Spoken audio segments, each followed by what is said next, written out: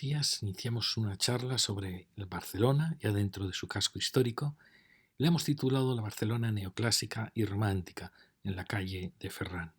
Vamos a ver que la mayoría de cascos históricos españoles, asombrosamente, corresponden a este impresionante siglo XIX. Un siglo XIX que empieza con la Guerra de Independencia, con la destrucción de España, con la destrucción provocada por franceses e ingleses, que va a seguir con las tres guerras carlistas, con las distintas revoluciones. Pero es un siglo asombroso, porque a pesar de la situación en que queda España, el país resurge, duplica su población, inicia la revolución industrial y crea una arquitectura realmente fantástica que va a dar origen a lo que se va a llamar la Edad de Plata, un resurgimiento realmente de la nación. Pues bien, vamos a hablar de la calle de Ferran. Si vemos la ciudad romana, fijaros que bien se ve el óvalo que define la ciudad romana. Aquí tenemos la Rambla, que era ese arroyo hasta el cual va a llegar la muralla medieval. Tenemos los viejos caminos romanos que llegaban hacia la ciudad, pero el neoclasicismo va a esos ideales ilustrados de renovación de la ciudad, que va a derribar muchos conventos para generar pequeñas plazas, para crear teatros, óperas, mercados. Esa idea de sanear la vieja ciudad heredada, no solo la ciudad medieval, también la ciudad barroca, va a proponer abrir la calle de Fernando y la calle Princesa, en homenaje al rey Fernando VII y a su hija Isabel. Va a abrir también la Plaza San Jaime, recreando sin darse cuenta quizá lo que había sido el Foro Romano. Igualmente la calle Fernando va casi paralela a la que se cree que pudo ser la primitiva calle romana. Es decir, que como veis es una apertura, un saneado de la ciudad, un prólogo de lo que luego será, por ejemplo, la Vía Layetana, una vía muy destructiva, que también quiso sanear la trama del casco histórico. Aquí tenemos la calle. Entonces, una de las cosas que asombra de los cascos históricos españoles es que a pesar de tener una trama, como veis aquí, romana, luego medieval, pues realmente su construcción, su arquitectura residencial, toda ella fue renovada en este asombroso siglo XIX. Y fue renovada en un estilo, primero en un neoclasicismo y luego en lo que se ha llamado romanticismo, eclecticismo, historicismo.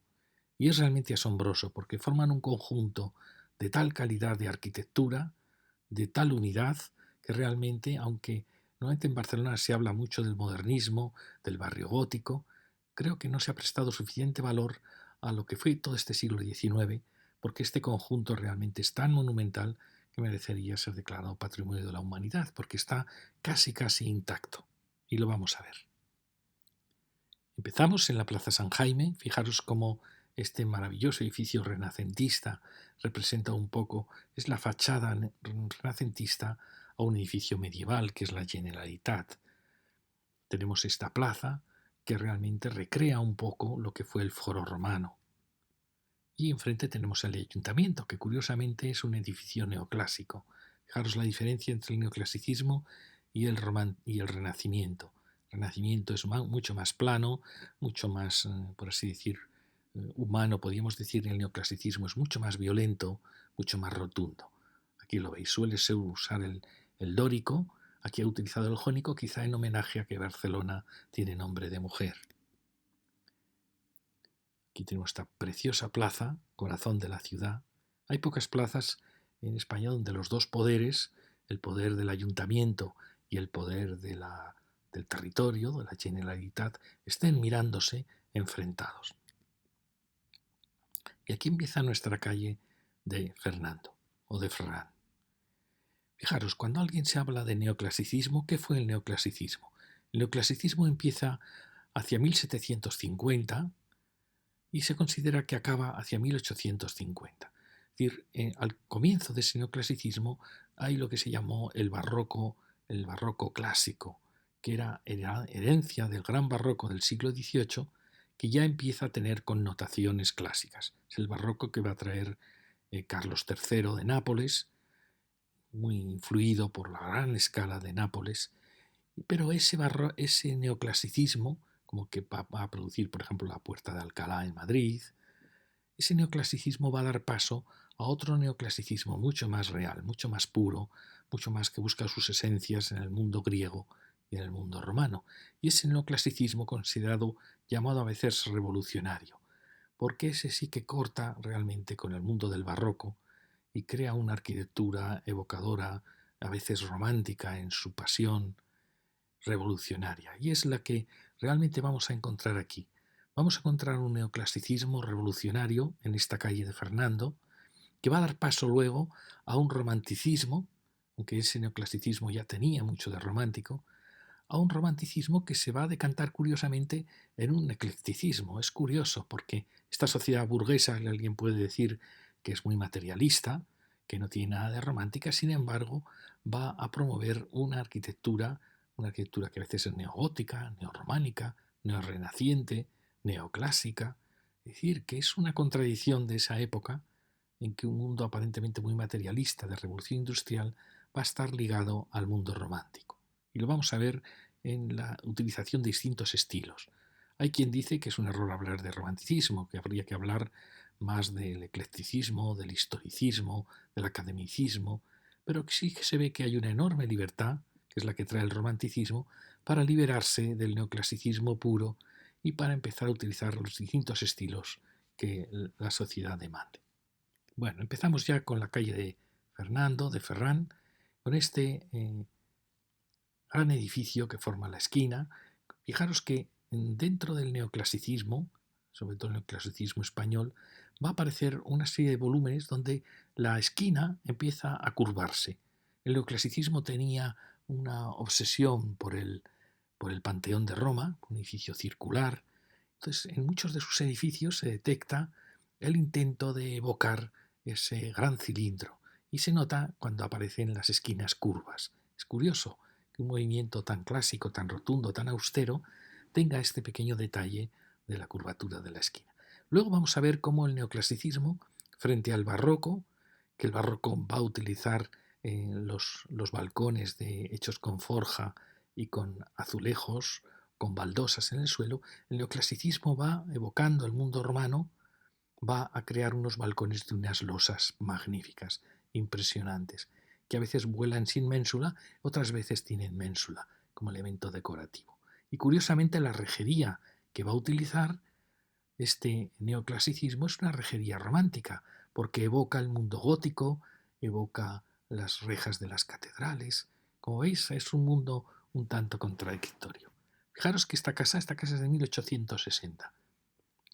Estamos, por tanto, en el reinado de Isabel II, una reina que tuvo que sufrir realmente dos guerras carlistas y que fue derrocada en 1868, la revolución de 1868.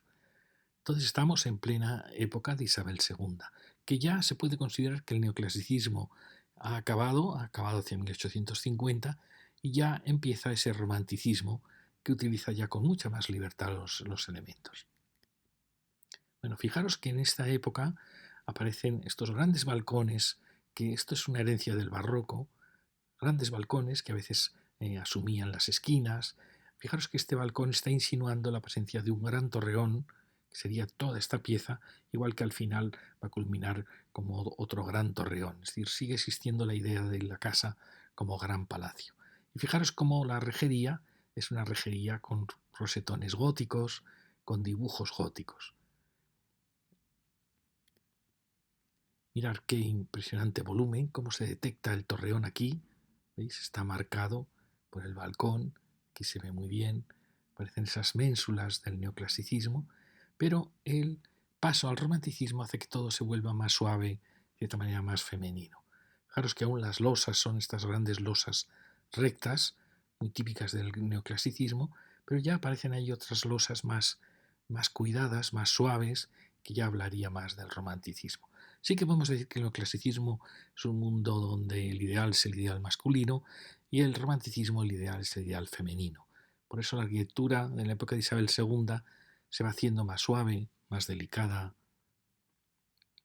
Bueno, aquí quiero que veáis, fijaros los marcos, que son unos marcos muy rotundos, los marcos que perfectamente podían ser clásicos, y sin embargo la rejería, ya veis, es una rejería gótica. No sé si esta casa tuvo contraventanas, no sé en qué momento empieza a aparecer la contraventana, desde luego sí ya en el romanticismo, No sé si el neoclasicismo llegó a utilizar la contraventana mallorquina. Aquí vemos que el edificio, si las tuvo, las ha perdido. Fijaros aquí, quería mostraros estos zócalos tan preciosos. Esto es muy típico del neoclasicismo. Las estrías horizontales marcando los zócalos. Y como veis, es un zócalo maravilloso, está todo el hecho en piedra y que ahí ha sido transformado, pero que en cierta manera va de torreón a torreón, marcado por el gran balcón. Fijaros también las maravillosas losas. Fijaros que aquí no hay ménsula. El neoclasicismo no utiliza apenas las ménsulas, en cambio el romanticismo empieza a utilizar ya ménsulas donde muestra su decoración. Bueno, aquí vemos el señalar como el último torreón que define la casa y bueno, y esta decoración que imita ya como grandes sillares de piedra. Pero se ve que la piedra ha acabado en esta planta baja. Bien, ya veis aquí, ha habido una transformación muy bonita, ya mucho más romántica, con estas columnillas que envuelven el zócalo más austero de la primitiva casa. Bueno, y fijaros la composición. Aquí hay un tema muy bonito que es herencia del barroco, que es que fijaros que los balcones van disminuyendo en anchura, también en altura, también en vuelo. Y eso produce una sensación de perspectiva como si el edificio fuera muchísimo más alto de lo que lo realmente es. Es decir, va disminuyendo todo, el vuelo, la anchura, la altura. Y produce esta sensación de perspectiva que es muy bonita y que hace que unas fachadas que podían ser mucho más monótonas tengan esta dinámica hacia lo alto. Y fijaros cómo lo que era el torreón lo ha marcado con ménsulas y la zona que la considera como más suave, más débil, protegida entre los dos torreones, no tiene ménsulas. Es una arquitectura llena de sutilezas, de detalles. Aquí vemos la gran manzana que forma esta construcción. Y aquí teníamos, veis, cómo marcando con mucha más fuerza el rehundido horizontal de lo que es la insinuación del torreón. Bueno, fijaros también las losas, qué bonitas son y cómo aquí empieza ya un mundo más suave al acabar el torreón. ¿Veis? Este es el torreón. Fijaros que todas estas casas tenían algo que yo creo que los ayuntamientos tendrían que recuperar o premiar al que lo recupere, que eran las lonas que protegían del sol todos los huecos, todos los balcones. Era una ciudad luminosa, llena de lonas al viento, una ciudad fantástica y eso se ha perdido. Fijaros qué desnudo aparece el hueco cuando no tiene contraventanas y cuando tampoco tiene estas lonas que son como las pestañas, como los párpados del hueco. Esto queda como muy vacío, muy desnudo, a la espera de tener contraventanas y lonas. Son casas que aún pueden mejorar muchísimo. Ahí vemos cómo acaba el torreón ya sin ménsulas y sigue en la casa. Y este es el final. Fijaros qué bonito esta transformación que tuvo la casa. Era una transformación ya de final del 19, incluso de comienzos del 20, con estas columnillas tan esbeltas, jónicas. Es decir, que a veces estas arquitecturas admiten todos estos adosados que las van enriqueciendo. Y la casa de enfrente, la casa que flanquea la Plaza San Jaime, es una casa de 1870. Es decir, ya se ha marchado Isabel II y es la época del gobierno provisional, de Amadeo de Saboya, de la Primera República, hasta que en el año 74 un golpe de estado militar vuelve a poner en el trono a Alfonso XII, el hijo de Isabel II. Es decir, 1870 es un año tremendo en Europa, es la guerra franco-prusiana, donde Alemania se unifica, derrota a Francia y va a mostrar el surgimiento de Alemania como la gran potencia europea y a la vez la decadencia de Francia. ¿Veis? Esto es un edificio también muy muy bonito. ¿Veis de nuevo el zócalo con los elementos horizontales, herencia del neoclasicismo, igual que esa casa? Luego tiene el cuerpo, siempre todo edificio clásico tiene un zócalo o basamento, un cuerpo y una coronación.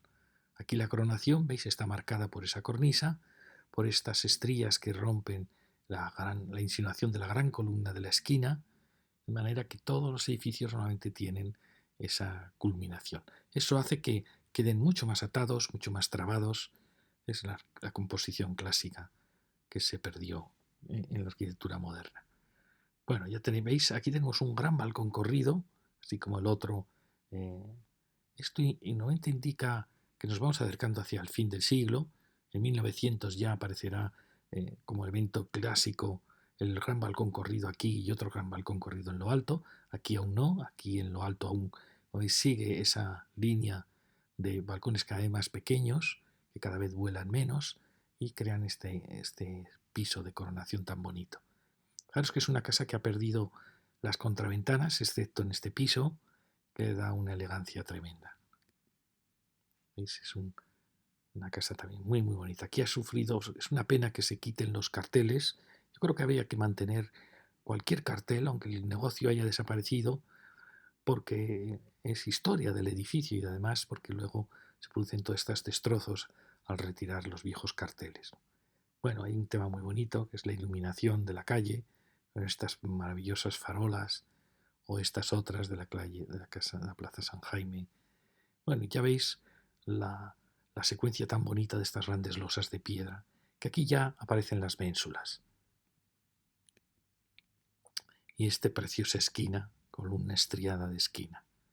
Bueno, fijaros, estas ménsulas recuerdan mucho las ménsulas que van a usar los neoclásicos, las ménsulas muy austeras y también muy esbeltas, muy alargadas. Pero fijaros que en el resto de balcones no las ha utilizado. Es decir, a pesar de su fecha ya de 1870, el edificio es muy austero, como veis. Bueno, fijaros qué bonito este zócalo, con la curva, herencia del neoclasicismo. Fijaros, ya la barandilla es muy barandilla de fundición, muy barroca, con muchos elementos diferentes. Ya veis que tiene elementos como evocación clásica, otros más barrocos. Fijaros las ménsulas, las piezas del balcón tan bonitas. Bueno, y este dibujo que tiene el edificio, como recreando antiguas pilastras. Es una casa fantástica, como veis. Fijaros que el balcón principal tiene una rejería muy distinta a la de los demás balcones, más austera. Fijaros qué conjunto tan precioso. No habíamos mostrado la calle Ferrán.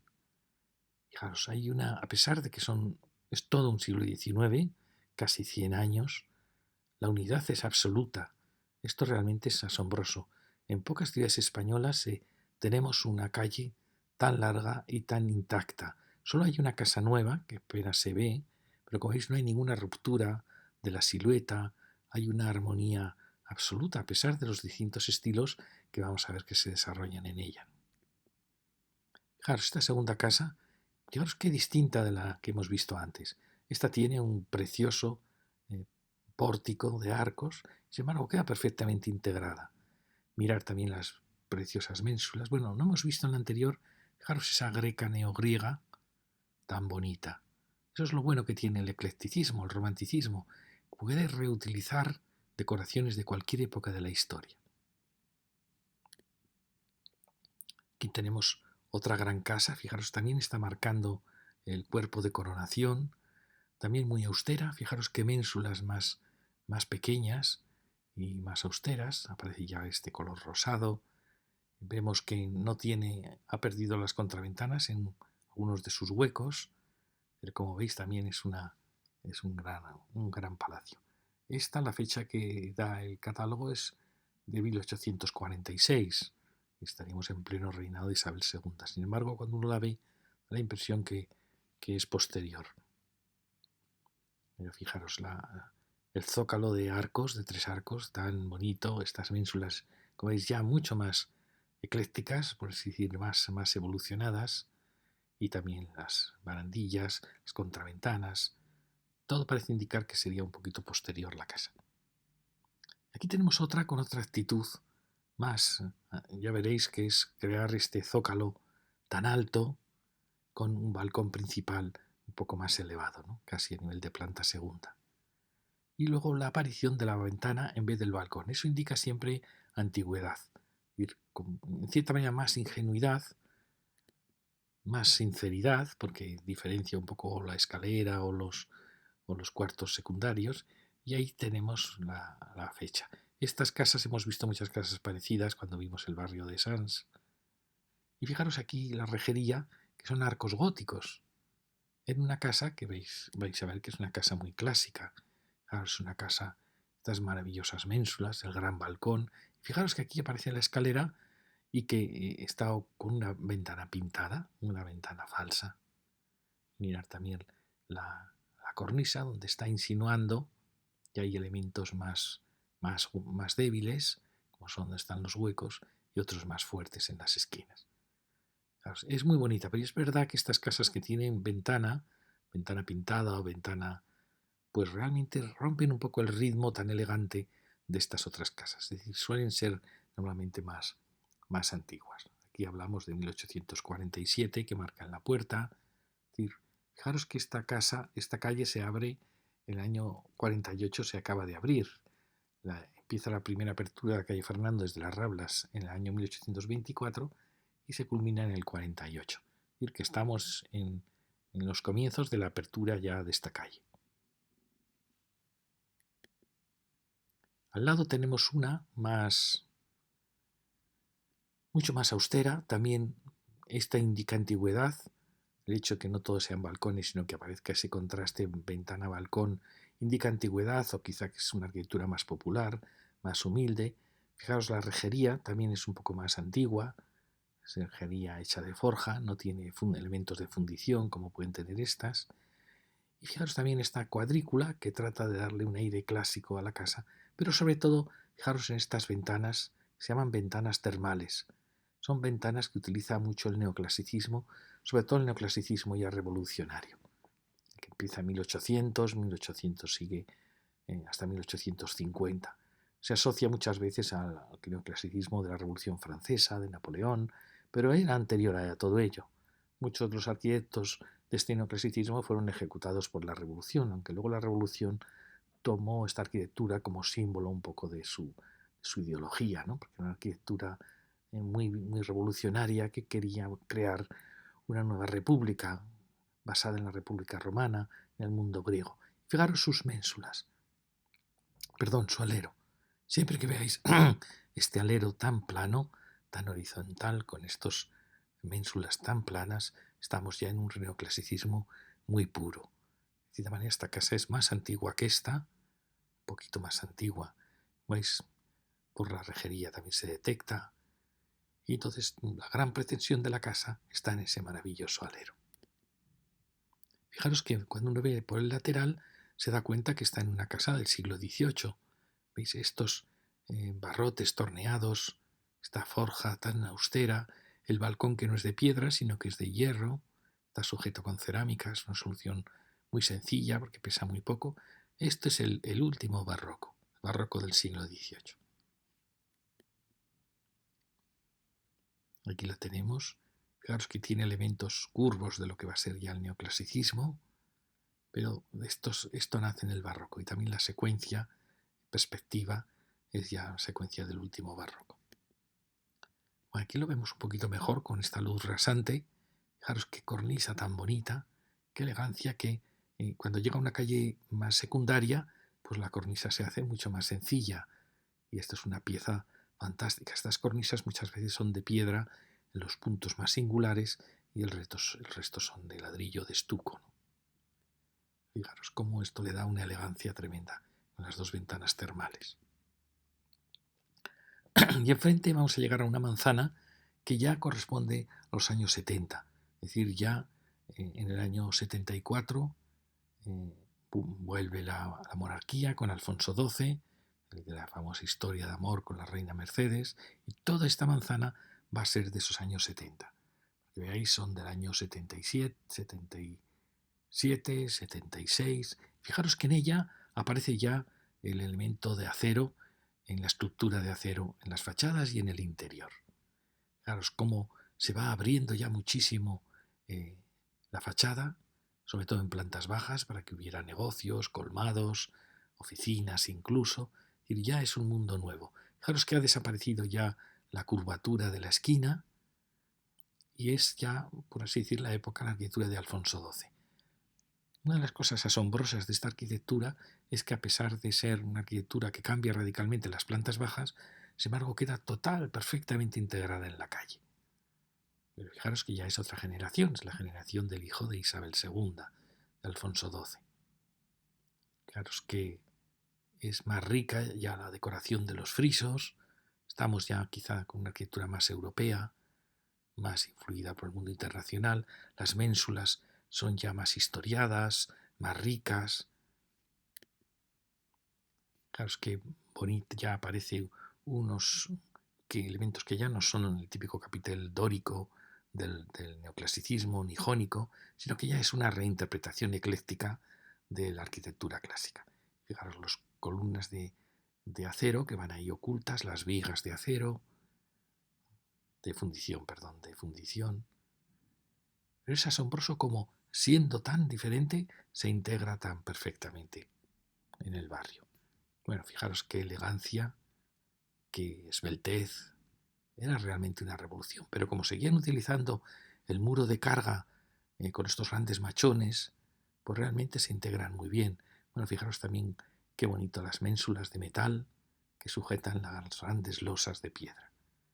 Bueno, es una época fantástica porque es una época de transición, pero con un respeto absoluto por la arquitectura tradicional, aunque desde dentro va poco a poco alterando su corazón. Fijaros esta secuencia de ménsulas tan exageradas para el balcón. Hay quien dice que esta arquitectura pierde fuerza respecto al neoclasicismo, y es verdad, el eclecticismo pues va utilizando distintos estilos, pero claro, es una época fantástica, ya lo veis. Se ha dicho que es un mundo más femenino, con mucho más detalles, con mucha más elegancia, y es cierto respecto a lo que podía ser el neoclasicismo. Aquí todas las fechas tenemos este precioso pasaje del Crédito, cuya fecha es 1875. Mirar ya cómo es un mundo ecléctico, ya no se reconoce aquí el capitel jónico ni el dórico, ya se están ensayando nuevos dibujos para la arquitectura. Bueno, aquí veis las vigas de acero, fantástico, flanqueado, este elemento más fuerte en arco, flanqueado por dos elementos ligeros. Mirad qué bonito, porque incluso el acero pues es trabajado con decoración. Aquí tenemos los restos del antiguo estriado neoclásico, pero ahora ya mucho más esbelto, mucho más femenino, podríamos decir. Y las viejas ménsulas neoclásicas han sido sustituidas por esas finísimas ménsulas de hierro. Fijaros cómo esto indica casi como un torreón central, un elemento más ligero, que es el que tiene los grandes balcones, para acabar en otro elemento más fuerte. Y el pasaje es una maravilla de pasaje. Estamos hablando de esta época de los faroles de gas, de esta época del romanticismo, de los trajes militares tan fantásticos, de los trajes de las muchachas. Una época que sí se asocia al eclecticismo, al romanticismo, a la burguesía, fantástica. Una época fantástica. Mirad qué bonita la unión ya de los huecos. Fijaros qué conjunto tan precioso y cómo se integra perfectamente en esta arquitectura, que culmina en otra casa también con estructura de hierro. Fijaros qué bonito, la pena es que esté tan descuidado todo esto. Pero veis, es el mismo idea de un elemento fuerte, que es la entrada principal al pasaje o al patio. Y este es el elemento fuerte.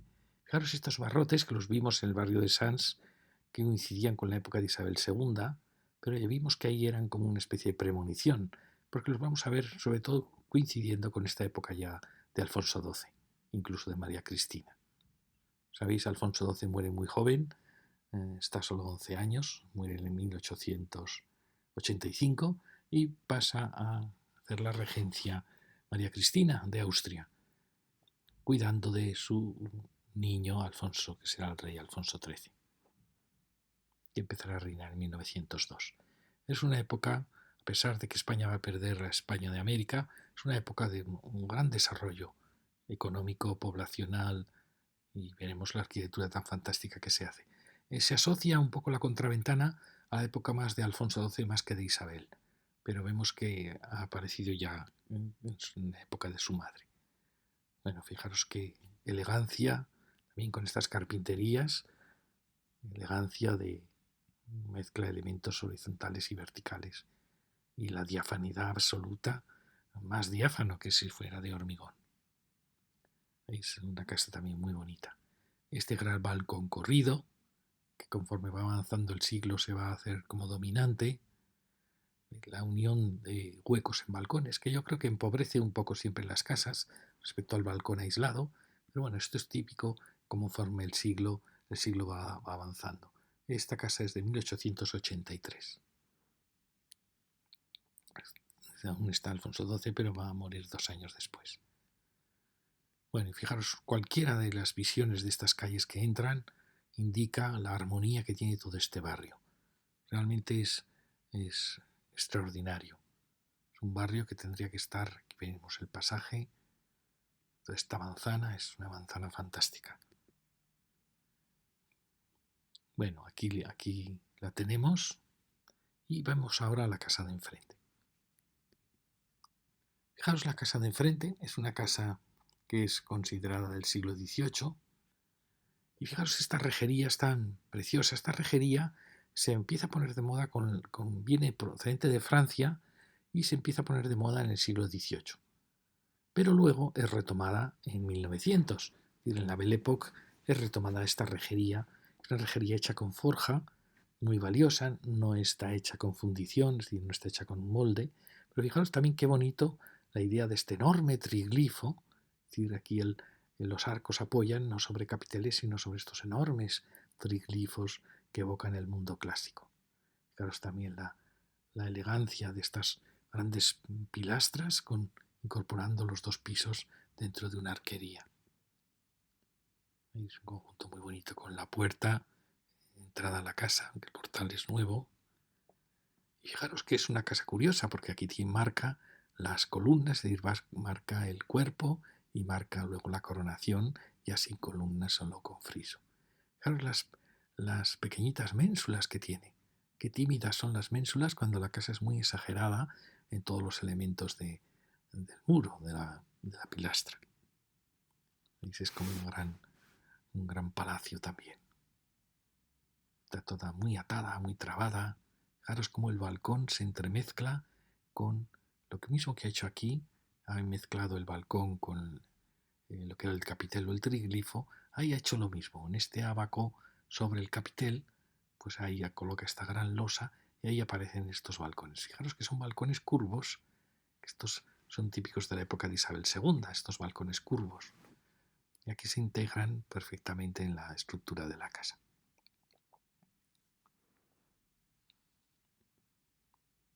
Ahí tenemos esa secuencia. Luego llegamos a una secuencia de 2 casas muy estrechas. Hay teorías que dicen que por aquí iba la primitiva muralla romana, por eso aparecen estas casas más estrechas. ¿Ves? Son casas con rejerías muy austeras, casi comienzos del siglo XIX.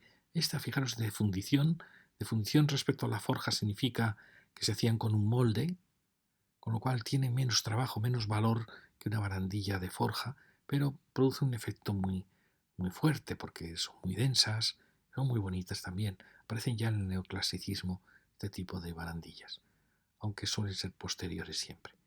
Bueno, ya veis las grandes losas, tremendas losas, sin ningún tipo de ménsula. Fijaros qué bonito el tema de esta barandilla para que la lona que cubre la casa deje una cámara de aire. Y fijaros qué estrechitas son estas 2 casas.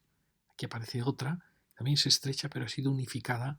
Algún arquitecto unificó, hay varias casas con una misma cornisa. Bueno, ya veis los huecos, grandes huecos, probablemente ya transformados, grandes nuevas vigas.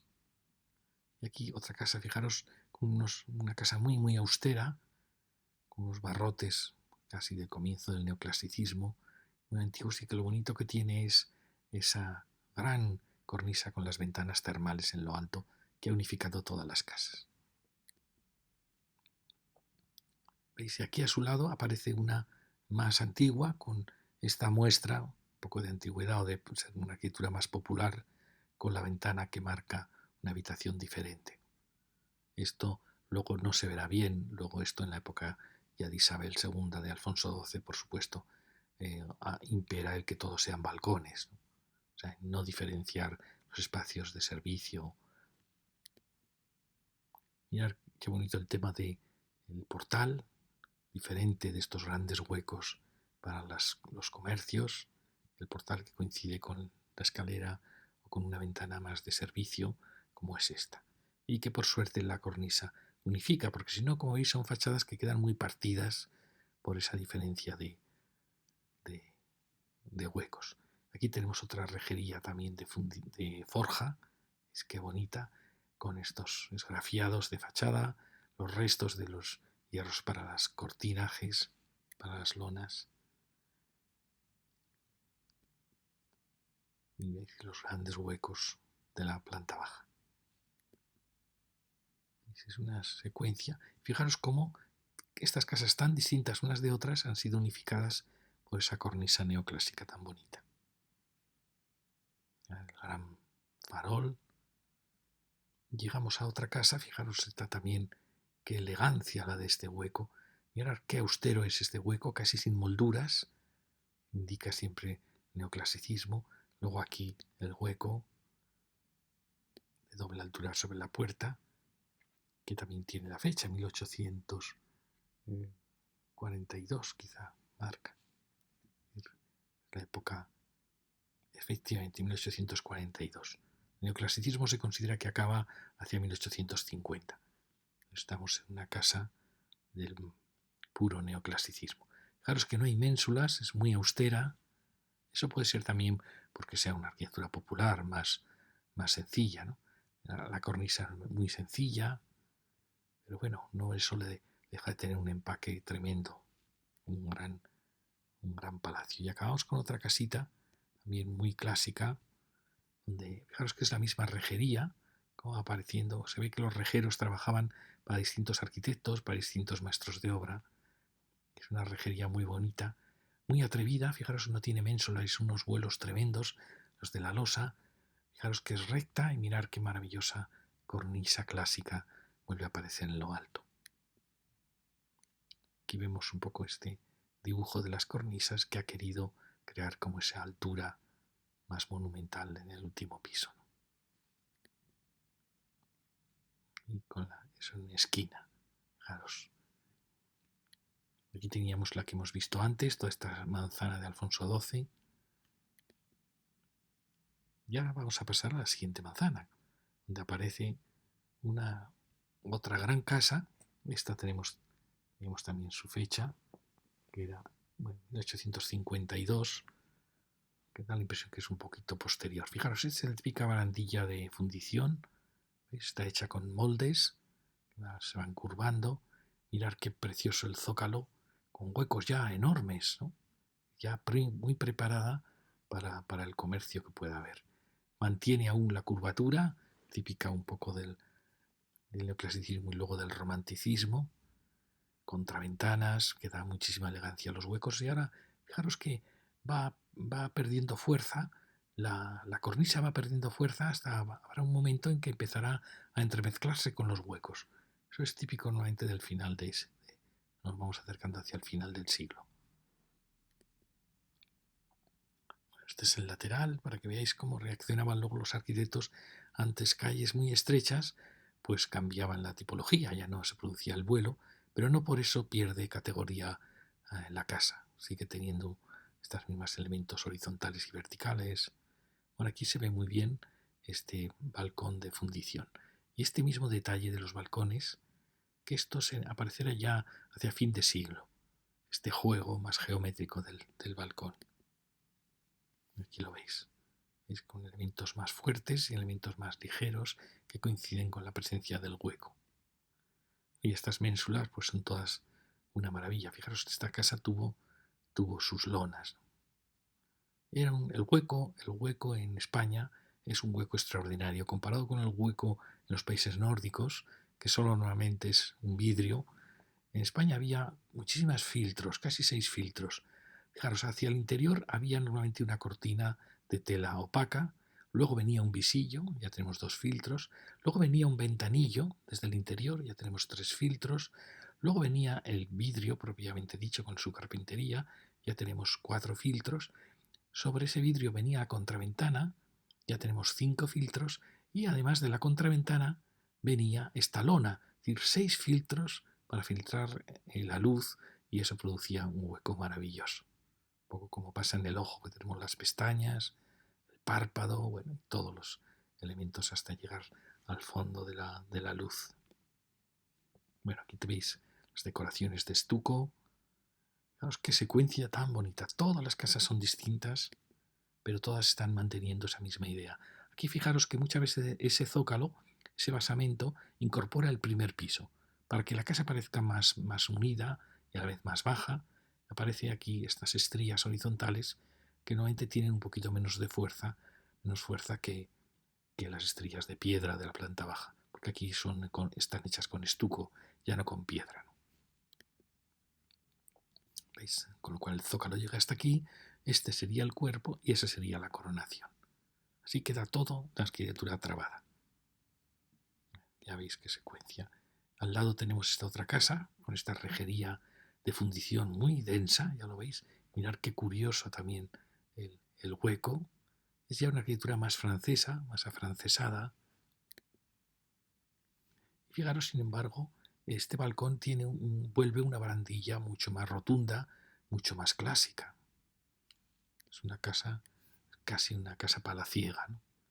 Veis que tiene los huecos tan distanciados. Bueno, mirar las ménsulas tan elegantes, tan exageradas, pero siguen siendo de piedra las losas de los balcones. Esto luego cambiará. Las losas pasarán a ser más de hierro, tapado con estuco, hierro y ladrillo.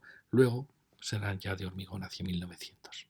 Pero aquí aún estamos en esa época maravillosa en que estas losas eran unas grandes piezas de piedra, en que estas ménsulas, que luego, final de siglo, pasarán a ser de estuco, aquí aún son maravillosas ménsulas de piedra. Fijaros, bueno, esta es una incorporación de toda la zona de la iglesita, un maravilloso frontón renacentista. Bueno, fijaros que aquí va marcando, insinuando unas pilastras. Increíble la variedad que tenemos de arquitecturas. Aquí tenemos esta portada, la torre que se incorpora. Fijaros que esta casa ha incorporado un elemento que es de la iglesia y ha diferenciado creando este gran balcón, utilizando la misma barandilla, pero aquí creando con estas preciosas ménsulas. Con lo cual, por un lado lo incorpora al edificio y por otro lado lo diferencia. Elegantísimo. Una preciosa iglesia, he leído que está dentro del retablo de la Catedral de Barcelona, merecerá la pena verlo. Sigue la manzana. Mirad que aquí tenemos estos elementos de pilastra en balcón muy austero. Es una casa más austera que las que estamos viendo hasta ahora. Pero, ¿veis? Marca aquí el hueco, cual indica más antigüedad. Aquí tenemos la casa esa nueva que os decía, la única, que bueno, en color y todo ha tratado de ser respetuosa. Pero veis qué pena, qué pequeños son los huecos. Es una pena porque no se ha atrevido a crear huecos grandes. Pero bueno, es loable que haya usado los mismos tonos, que pase más desapercibida. Y aquí fijaros que acabamos de nuevo con una casa de perfilería que es de acero, que este es de 1898, el año en que se pierde la América hispana. Se pierde Cuba y Filipinas en guerra contra los Estados Unidos. Bueno, veis la estructura. Es impresionante que habiendo roto todo el muro, teniendo realmente casi un muro transparente, se mantenga la unidad de la calle. ¿Por qué? Porque lo hacían muy bien, porque siguen manteniendo estos machones con este estriado, porque todo está muy unido, muy trabado, porque luego vuelve a recuperar la fuerza, el peso de la casa aquí, porque repite la idea del balcón que gira, bueno, las contraventanas. Ya veis que es una casita posterior, ya está a punto de acabar el siglo y sin embargo se integra perfectamente con toda la arquitectura de la calle. Y ahora llegamos a dos manzanas que son valiosísimas, porque en ellas vamos a encontrar dos manzanas de una gran pureza del primitivo neoclasicismo, del clasicismo revolucionario. Fijaros este conjunto, con esta rotundidez de la esquina, las barandillas un poco, vamos, de forja, un poquito neogóticas. Estamos en esta gran manzana. Perdón, estamos en esta manzana de aquí. Vamos a pasar aquí, perdonad. Sí, se había colado esa imagen. Aún no hemos llegado a esas dos grandes manzanas. Nos queda la manzana enfrente a la iglesia. Con estas dos grandes casas, fijaros que utilizan la idea de la arquería de dos pisos, y que estas son se habla de mediados del 19, pero realmente son posteriores. Fijaros qué bonito la cornisa. Es una cornisa de una gran finura, y luego ya veis, pues la rejería de forja, fijaros las ménsulas tan pequeñitas, bueno, la idea que está marcando como unas pilastras, y las maravillosas farolas. Y fijaros que muchas de estas casas, la mayoría han perdido sus portales originales, pero aquí tenemos una de sus carpinterías originales, que a veces eran maderas muy buenas, a veces eran maderas de caoba, y fijaros qué pena cómo está alterada. Mirad las ménsulas tan tímidas, es curiosa esta casa, que muy tímida en sus ménsulas, son muy pequeñitas. Nunca sabemos qué está pasando por la mente del maestro de obra o del arquitecto que dibujaba estas casas. La rejería es muy bonita, la veis, es de forja, aún no está usando la fundición. Y es la misma rejería que utiliza en esta otra casa, aunque ha cambiado la proporción de los huecos. Pero la idea, como veis, es la misma. Ménsulas muy tímidas. ¿Veis? Y aquí ha cambiado la proporción de los grandes huecos. Aquí se nota como parece una casa, que vamos a ver, que es anterior a la apertura de la calle. Una casa que estaba ya ahí antes de que se abriera la calle. ¿Veis? Son casas que probablemente daban aquí a una calleja, y luego coincidió que pasó por allí la calle. Fijaros que estas son casas del siglo XVIII, veis la rejería muy austera y las ménsulas que se sujetan con hierros y con azulejo, una solución sencillísima que da muchos menos problemas que las grandes losas. Fijaros también que la altura de estos huecos indica que esta planta baja es muy baja para ellos, es decir, que probablemente aquí esta casa tenía la rasante más baja, y luego al hacer la calle de Fernando, pues se subió aquí la cota. Quedó la casa un poco avanzada sobre la calle y con la planta baja muy baja. Fijaros qué hueco tan fantástico entre la proporción del hueco procedente del barroco español, que son huecos muy muy generosos, pero con una cierta tendencia a la horizontalidad, como veis. El siglo XIX va a tender más a la verticalidad, quizá por influencia francesa, va a tender a huecos más verticales. El hueco español siempre tiende a lo cuadrado, y con él el hueco catalán, por supuesto, que también tiende mucho a lo cuadrado. Fijaros qué bonita la secuencia de balcones que cada vez van volando menos. Es una casa, por tanto, del siglo XVIII. Fijaros también la gran distancia que hay entre huecos, indica que son habitaciones enormes, algo muy típico del último barroco, pero sin embargo tiene una cornisa que es neoclásica. ¿Veis? Alguien vino y hizo esas grandes ventanas termales. Es una casa que se dirige hacia el neoclasicismo, pero que es una casa barroca. ¿Veis el tamaño del muro con respecto a los huecos? Una casa muy bonita. En esta época no hay contraventanas aún, pero sí que hay, como se ve que se han caído aquí, sí que había las grandes lonas, y son casas que ganan muchísimo con las lonas. Qué bonito los grandes huecos y la secuencia. Y como veis, tiene adosado un elemento muy bonito que lo admite toda la arquitectura. ¿Veis? Aquí se ve un poco el mundo del barroco español, es un mundo muy anárquico, no le importa jugar con los huecos.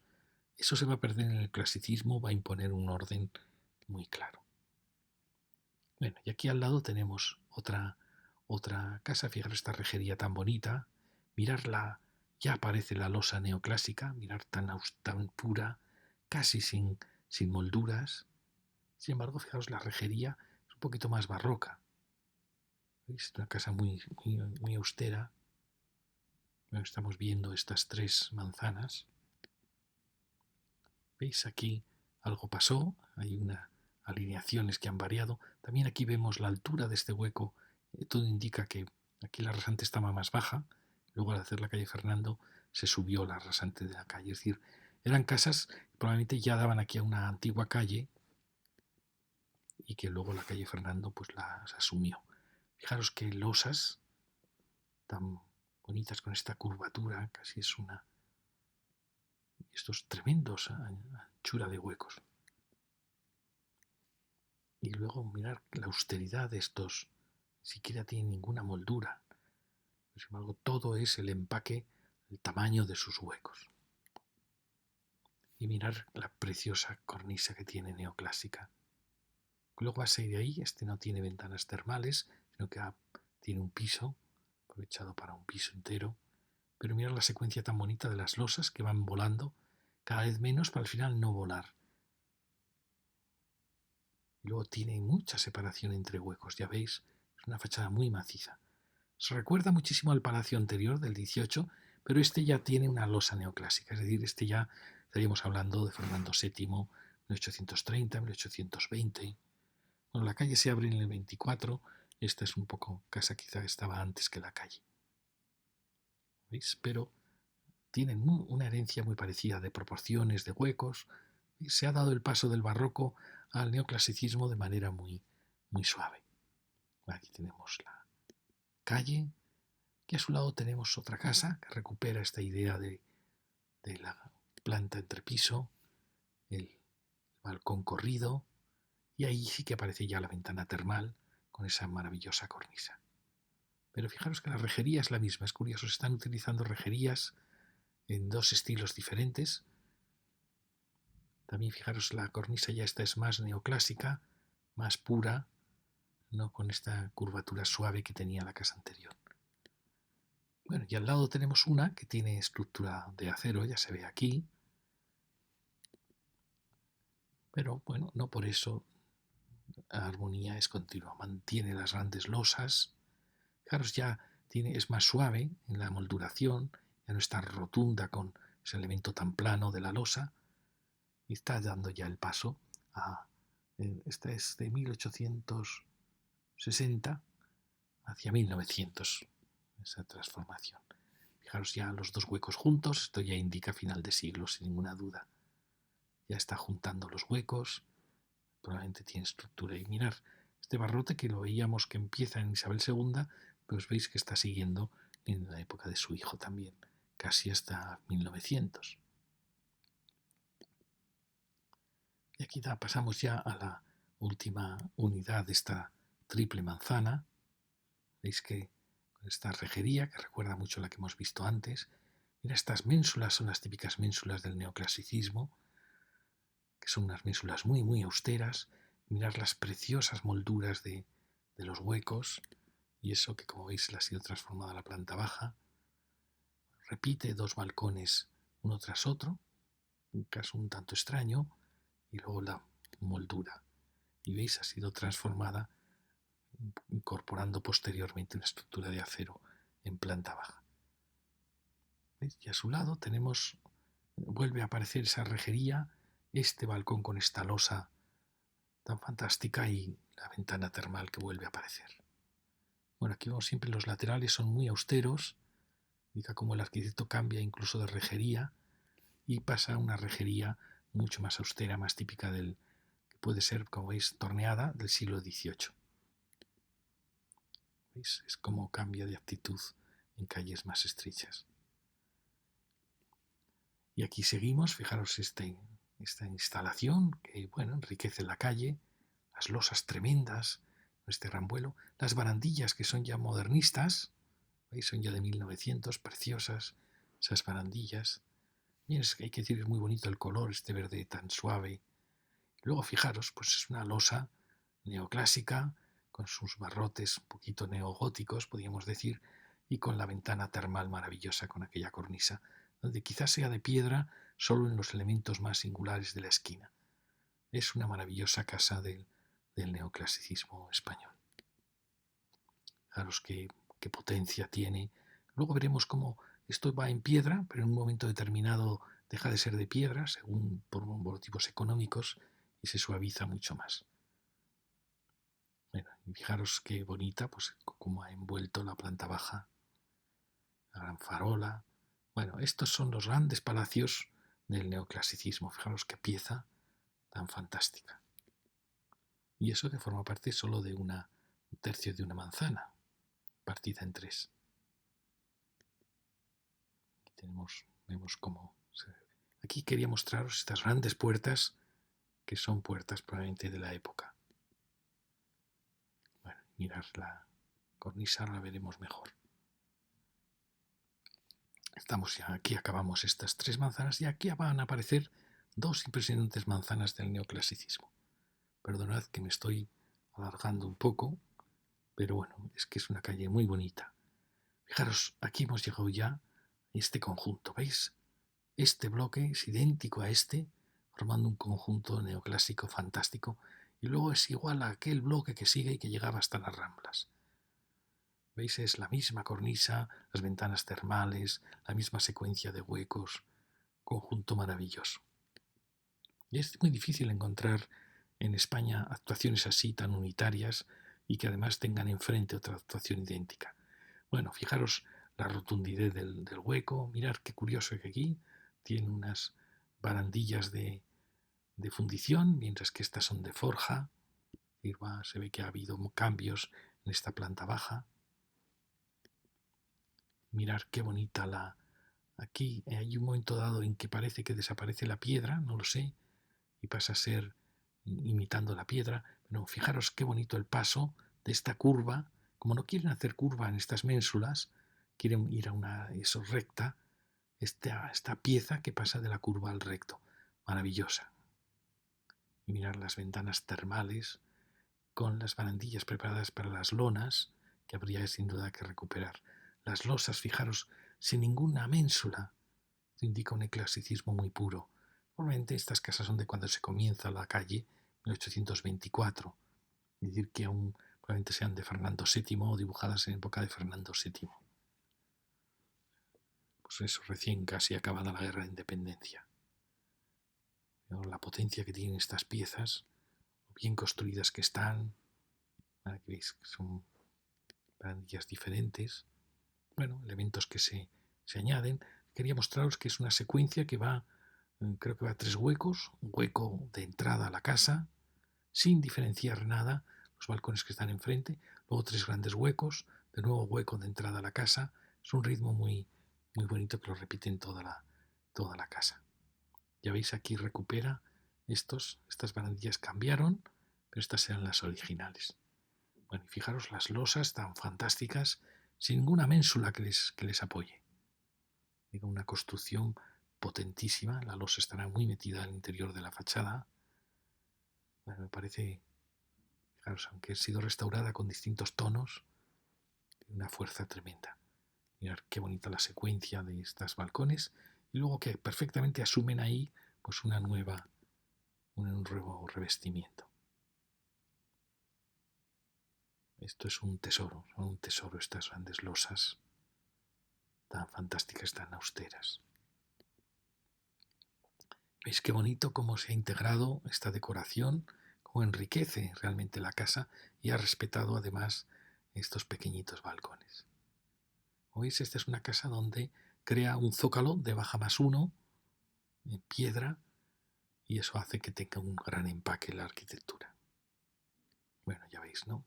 Crea una escala muy alta con estos balcones remetidos, con el gran balcón ya a partir de esta planta. Y ahí ya va a dar paso hacia la Plaza Real. Bueno, pues fijaros qué bloque, qué palacio tan fantástico. Aquí hemos visto es el hueco más estrecho que veíamos también allí para el portal. Son dos huecos grandes, portal, otros 3 huecos, portal y 2 huecos. Está perfectamente proporcionado. Fijaros que apenas hay decoración. No hay ménsulas, no hay decoración en los huecos, solo una enorme pureza de proporciones y la riqueza de las ménsulas del alero. Una pieza fantástica. ¿Veis? Ahí se parece como si esto fuera de piedra y el resto probablemente sea ladrillo y estuco, ladrillo de revestido. Aquí también la piedra parece que acaba aquí y esto está hecho en ladrillo revestido o en mampostería revestida. Bueno, fijaros qué conjunto más bonito. Y luego el lateral, pues vemos esta arquitectura tan austera, ménsulas. Aquí quería mostraros las interiores de esas manzanas con sus huecos muy diferentes, mucho más austeros. Y enfrente tenemos esta otra maravilla, que es idéntica. Es una pieza idéntica transformada aquí por el modernismo, que nos ha dejado esta maravilla y estas forjas preciosas, que por desgracia ha perdido gran parte de la decoración. Fijaros qué bonito este elemento, fantástico, ¿ves? Es una casa idéntica. La misma secuencia de balcones que se van remetiendo. Son verdaderos palacios. Son los conjuntos más bonitos de la calle de Ferran. Aquí quería mostraros con las casas que vimos que habían sido transformadas. ¿Veis? Es por el mismo arquitecto. Aquí había más dinero y todo esto es en piedra. Aquí parece que la piedra se ha acabado un poco antes. Pero veis qué secuencia tan bonita. Es increíble realmente. Hay casi 3, 4 manzanas con la misma arquitectura. Y no, eso no supone ninguna monotonía, ya lo veis. Esta tiene contraventanas, otras las han perdido. La contraventana siempre es un elemento de riqueza. Fijaros que aquí las barandillas son modernistas, muy bonitas, pero se ha picado, parece que se ha picado el resto de la decoración. Es una pena haber perdido esa decoración que tenía ahí. Ya veis que es como la casa de enfrente, las losas fantásticas. Mira, estos aquí podían recuperar ya. Aquí fijaros que se ve toda esta secuencia con el portal, 2 huecos grandes, portal, 3 huecos, o sea, repite la misma secuencia de la casa anterior. Y aquí fijaros que alguien transformó con hierro y ladrillo, rompió este balcón y quiso hacer un balcón más moderno. También transformó, parece, esta entrada.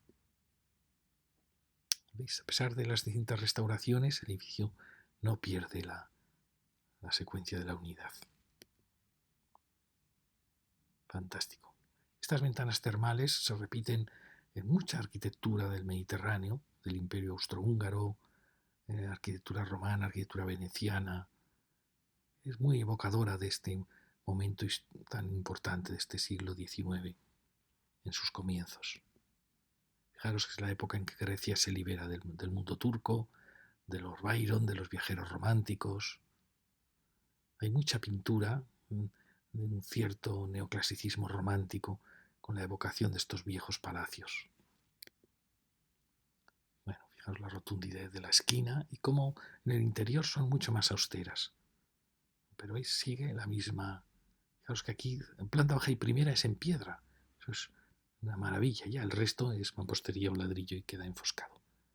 Enfrente teníamos este gigante que lo vimos antes. ¿Ves? Es una maravilla. Tenemos los dos que se miran, los dos palacios que se miran. Y ya vamos a acabar con esta última manzana. Fijaros que esta ya es una época posterior. Yo creo que siempre pierde un poco de fuerza. Aparecen las ménsulas, los barrotes ya son más densos. Aquí ha habido una transformación en planta baja. Y fijaros cómo el hueco empieza a romper la cornisa. ¿Veis? Ya es una arquitectura que está escapando de sus límites tan rotundos que le había impuesto el neoclasicismo. Eso indica ya que estamos ya probablemente ya en la época de Alfonso XII, María Cristina, hacia final de siglo. Esta ya es una transformación más moderna de los huecos, modernista. Vamos a ver ahí. ¿Y veis? Y esto en barandilla la hemos visto antes. Es como una barandilla más clásica, pero bueno, todo indica, ves, aquí tienes una barandilla de fundición, pero las ménsulas todo indican ya una época posterior. Ménsulas muy trabajadas y eso que hay elementos que aún tenemos la vieja herencia del neoclasicismo. Es las ménsulas, es las barandillas tan bonitas del modernismo, muy, muy sencillas, muy preciosas, muy elegantes. Y aquí tenemos este pasaje que pasa a la Plaza Real, estos grandes huecos. Esta casita, fijaros que estos balcones suelen ser de la época de Isabel II, esta curvatura. La barandilla ya veis que es de fundición, no es forja, ya es fundición. Probablemente esta casa tendría contraventanas, o está un poco, es también muy, los huecos tienen más muro, pero muy hueco curvo, muy bonito. Y aquí aparece ya la actuación de la Plaza Real, que aparece aquí. Se empezó en 1848, se acabó en el año 64, en plena Isabel II. Plaza Real por la reina Isabel. Fijaros cómo ya el romanticismo ha hecho su aparición, ya no es el neoclasicismo rotundo, sino todo ya es mucho más suave, más femenino, nuestras preciosas molduras, las ménsulas, esto es una maravilla. Si algún día en algún museo encontrásemos todas estas ménsulas, los cientos de ménsulas que componen la Plaza Real, es un verdadero tesoro. Y el paso también es muy bonito. Claro, las barandillas son muy austeras, son de fundición, y es curioso lo austera que es esta fachada, como ocultando la riqueza que va a dar paso. Fijaros, vuelve a aparecer el balcón curvo, pero una gran ménsula, las arquerías. Esto también estas arquerías con tanta moldura, también es típico de la época de Isabel II. Fijaros qué conjunto tan bonito para dar paso a la plaza. Y si seguimos la calle, pues vemos, es una reforma quizá de los años 50 o 60, hecha con mucho cariño. La pena es que ha perdido sus... No habría que desmontar nunca los letreros. 1860 está fechada, otra de arquerías con una gran ménsula. Fijaros cómo cambia la molduración. ¿Veis? Ya es una moldura alejada del neoclasicismo, mucho más barroca, y eso que también esta casa está fechada en esos años. Y fijaros la puerta, otra de las pocas puertas que nos quedan, a pesar de estar tan destrozada, que son puertas muy muy bonitas, que muchas veces ocultan, normalmente son maderas de pino, pero muchas veces son puertas de madera de caoba. Bueno, fijaros la decoración, ahí la siguiente casa, y veis aquí ha habido una transformación en 1910, que es este edificio, en que ha incorporado varias casas y ha creado ya esta gran local comercial, como veis, estructura de acero. Es ya de la Belle Époque. La Belle Époque utiliza ya, por supuesto, la estructura de acero y también ya empieza a utilizar el hormigón. Es un edificio fantástico que ha incorporado todas esas casas, esta casa más antigua, para sus grandes almacenes. ¿Veis? Esta ya es la Belle Époque, 1900, ya Alfonso XIII, ya siempre, fijaros, gran balcón corrido abajo, gran balcón corrido arriba. Ya es la arquitectura ya de los grandes miradores, de las tribunas, de muchas aperturas, que empieza con acero y acaba siendo también ya de hormigón. Es la arquitectura que se llama el Gran Hotel y que va a durar hasta la Primera Guerra Mundial. Como veis, ya va realizándose ya un cambio ya cada vez más radical, ¿no? Porque está cambiando la estructura interna y sobre todo también el espíritu. Y aquí no hay nada del neoclasicismo, tampoco podríamos decir no hay nada del romanticismo, sino que esto ya es una especie de disfrute de la vida, utilizando las formas que uno quiere. Bueno, es la época de la Belle Époque, del Gran Hotel, una época muy influida por Viena, por París, y que va a conducir a la Guerra Mundial. Es una especie de desenfreno que Europa va a autosuicidarse, ¿no? Bueno, aquí tenemos toda esta manzana y ahora acabamos ya con la última manzana. Fijaros qué maravilloso conjunto, casi idéntico al conjunto anterior. Aquí se ve que había menos medios, porque veis, este había sido hecho en piedra, aquí ya no, quizá fue anterior, pero como veis la secuencia es la misma. Tres grandes huecos, hueco del portal, las carpinterías, como veis, estas han cambiado la cerrajería, pero aquí tenemos la cerrajería de los otros bloques. Mirad qué bonita la secuencia. ¿Veis? Este tenía más medios, llegó con la piedra hasta planta segunda y siguió con la piedra hasta quizá hasta toda la cornisa sea de piedra. No lo sabemos. Fijaos qué bonito ese conjunto. Pues aquí idéntica con menos medios, porque esto ya no lo pudo hacer en piedra de sillería, pero la misma rejería, los mismos huecos. Fantástico, fijaros, esto es un palacio, realmente un palacio impresionante. Es un conjunto que tendría que ser realmente patrimonio, diríamos, toda esta zona del casco histórico de Barcelona, patrimonio de la humanidad, porque está intacto, es un conjunto intacto, fijaros, casi hasta el final. Fijaros, además tiene estas riquezas que se le han ido añadiendo sin dañar, bueno, con esta incorporación de lo que es una rejería modernista. Se sigue el gran conjunto y aquí sí que ha habido una transformación. Ahí también, al llegar a las Ramblas, parece que la arquitectura quiere transformarse, ya en transformaciones más modernas. ¿Veis? Ha desaparecido, por desgracia, ya esta rejería, ha quitado el balcón y ha creado un hueco pues con otro diseño. También aquí, como veis, ha creado estas pequeñas molduras, ha mantenido los balcones, pero ha cambiado radicalmente el aspecto. ¿Veis? El óculo lo ha tapado, la ventana termal la ha incorporado a esta sensación de riqueza. Es decir, ha añadido con estucos un tratamiento más barroco, más ya desde hace 1900, que sabemos que es aquí Tubach, 1863, pero ya es una estética, como veis, que un poco es el prólogo de lo que hará este edificio en 1910. ¿Sabéis? Quiere enriquecer un poco esa arquitectura tan austera del neoclasicismo.